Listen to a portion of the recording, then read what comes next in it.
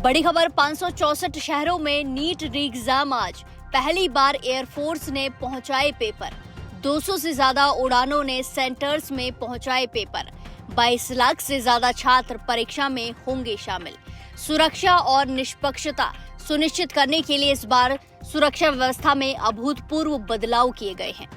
National testing agency ने प्रश्न पत्रों की सुरक्षा के लिए पहली बार भारतीय वायुसेना की मदद ली है। एयरफोर्स के हेलीकॉप्टर्स और विमानों ने 200 से अधिक उड़ानें भरकर पेपर देश के विभिन्न स्ट्रांग रूम और सेंटर्स तक सुरक्षित पहुंचाए हैं। पूरे देश में 2 लाख से अधिक सुरक्षा और परीक्षा कर्मी तैनात किए गए हैं। ऐसे में कई सवाल हैं, क्या इस बार नीट की परीक्षा में पेपर लीक जैसी कोई घटना नहीं होगी? क्या 22 लाख से ज्यादा छात्रों की मेहनत को इस बार पूरी सुरक्षा मिलेगी? और आखिर पहली बार भारतीय वायुसेना को परीक्षा के पेपर पहुंचाने की जिम्मेदारी क्यों दी गई? दरअसल देश की सबसे बड़ी मेडिकल प्रवेश परीक्षा नीट यूजी 2026 का री एग्जाम आज आयोजित किया जा रहा है। पेपर लीक विवाद के बाद ये परीक्षा दोबारा कराई जा रही है और इसमें देश विदेश के कुल 2,79,000 से ज्यादा छात्र शामिल हो रहे हैं। परीक्षा 564 शहरों में आयोजित की जा रही है। लाखों छात्रों और उनके परिवारों की नजरें आज की परीक्षा पर टिकी हुई है, क्योंकि इस परीक्षा के जरिए मेडिकल कॉलेज में दाखिले का रास्ता तय होगा। इस बार सबसे बड़ा बदलाव सुरक्षा व्यवस्था में देखने को मिला है, जैसा हमने आपको बताया, जहां नेशनल टेस्टिंग एजेंसी यानी कि एनटीए ने पहली बार भारतीय वायुसेना की मदद ली है। एयरफोर्स के हेलीकॉप्टर और विमान 200 से ज्यादा उड़ानें भरकर प्रश्न पत्रों को अलग अलग राज्यों के सुरक्षित केंद्रों तक पहुंचा चुके हैं। इसका मकसद सिर्फ एक है, किसी भी तरह की गड़बड़ी की संभावना को पूरी तरह खत्म करना। सिर्फ एयरफोर्स ही नहीं बल्कि पूरे देश में सुरक्षा का बड़ा घेरा बनाया गया है। 2 लाख से ज्यादा सुरक्षा कर्मी और परीक्षा कर्मी तैनात किए गए हैं।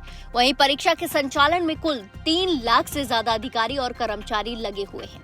स्थानीय पुलिस के साथ साथ केंद्रीय सुरक्षा बल भी केंद्रों पर मौजूद रहेंगे। एनटीए ने इस बार तकनीक का भी भरपूर इस्तेमाल किया है। परीक्षा देश भर के 95,000 से ज्यादा कमरों में होगी और हर कमरे में कम से कम एक सीसीटीवी कैमरा लगाया गया है। कुल मिलाकर 1,38,000 से ज्यादा कैमरों से निगरानी की जाएगी। इन कैमरों की लाइव मॉनिटरिंग राष्ट्रीय, राज्य और मंत्रालय स्तर पर की जाएगी, ताकि किसी भी संदिग्ध गतिविधि पर तुरंत एक्शन हो, कार्रवाई हो सके। इतना ही नहीं, परीक्षा से पहले मॉक ड्रिल भी कराई गई ताकि सुरक्षा व्यवस्था और तैयारी की जांच हो सके। एनटीए का दावा है कि सभी केंद्र पूरी तरह तैयार हैं और हर स्तर पर निगरानी रखी जा रही है। अगर परीक्षा के समय की बात करें तो इस बार परीक्षा अवधि में 15 मिनट की बढ़ोतरी की गई है।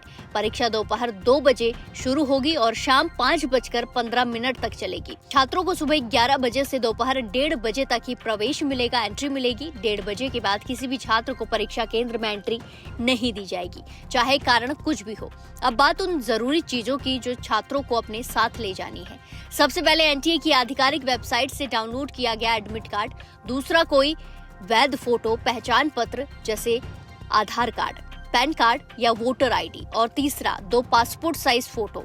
इन दस्तावेजों के बिना छात्रों को परेशानी का सामना करना पड़ सकता है। ड्रेस कोड को लेकर भी साफ निर्देश जारी किए हैं। छात्रों को हल्के रंग की आधी बाह की शर्ट या टी शर्ट पहनने की सलाह दी गई है। साधारण पैंट या ट्राउजर पहनना होगा और फुटवेयर में केवल साधारण चप्पल या कम हील वाली सैंडल की अनुमति है। इसका उद्देश्य सुरक्षा जांच को आसान बनाना है।